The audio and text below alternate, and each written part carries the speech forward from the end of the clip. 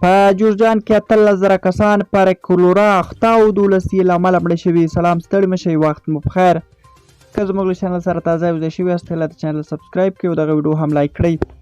د جوزجان د عامې روغتیا ریاست وایي د 2 اونیو په ترڅ کې د دغه ولایت په 15 ولسوالیو کې لږ تر لږه 18,000 کسان پر کولرا ناروغۍ اخته شوي او له امله یې 12 کسانو ژوند له لاسه ورکړی دی.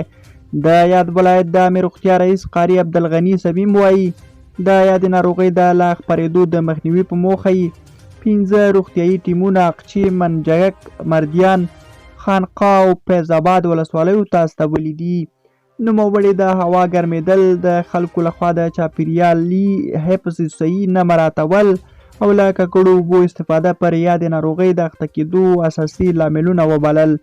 د هغه په وینا په 2 اونیو کې د دغه ولایت په 15 ولسوالیو کې لږ تر لږه 18,000 کسان پر کولرا ناروغۍ اخته شوي او 12 کسانو خپل ژوند له لاسه ورکړی دی. درنو لیدونکو له اورېدو مو مننه.